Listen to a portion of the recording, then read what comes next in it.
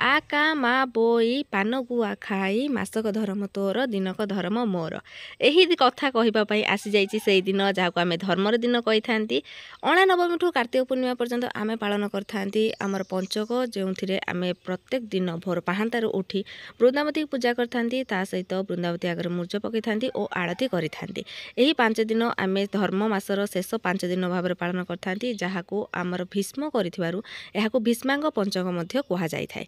यही 5 दिन में आमर मास सारार जो मैंने हबिष कर न पारि था से मैंने 5 दिन करके निजर कार्तिक मास पालन करते किंतु समस्ते यही पंचक को करवा निहाती आवश्यक होता है। कहीं आम वर्ष सारा आमर जिते पाप कम करते यही पंचक 5 दिन कर शेष दिन में डंगा द्वारा आमर सब पाप धोई दे आम निजपाई पुण्य अर्जन करते। एथिपाई आमको कदली पटुआ दरकार थाए जहाँकि हिंदू मान्यता अनुसार धर्म अनुसार आमर मान्यता रही अच्छी कि आम कदली पटुआ द्वारा डंगा भसाइले आमर सबू पाप धोई हो जाए। एबे तो सोल सब आसला किंतु नेचुराली आमको यही कदली पटुआ ही डंगा भसाइयार थाए।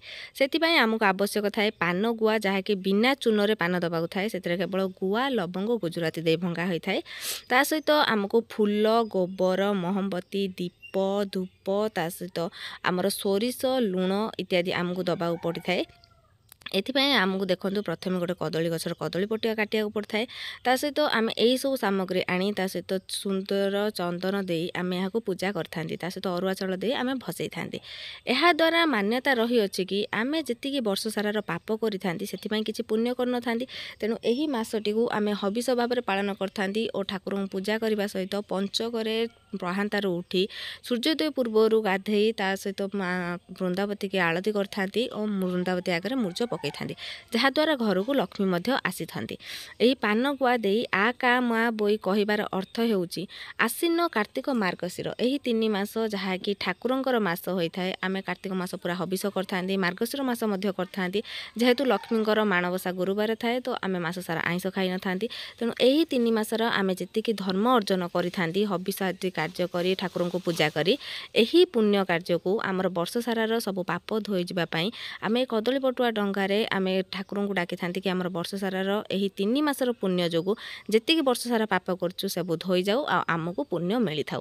यह करने द्वारा आमर सुख शांति घर को आसी था सहित माँ लक्ष्मी को आशीर्वाद मिलता है। ता सहित आम कार्तिक मासर उद्यापन यही डंगा भसई करें आम जो मास सारार हबिष करते यही दिन में आम सारी था। यह आम अणा नवमी ठू आरंभ करते जो मैंने 7 दिन करते किसी लोक अच्छा 9 दिन करते।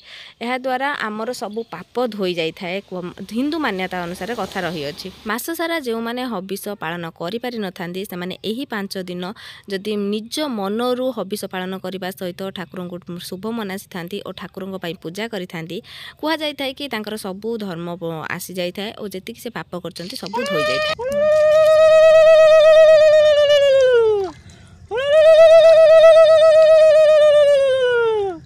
आका मा बोई पान किलो खाई मास धर्म तोर दिन धर्म मोर। बाँ हाथर पाप डाण हाथ नहीं न थाए जदि कर्म कर निश्चित भोगिया पड़ो जदि किसी गोटे रास्ता मिलूँ जमीक पंचक किसी पुण्य करार तो निश्चित करनी भगवान आपणकर पाप किछिटा धोईदेवे। जय जगन्नाथ रही।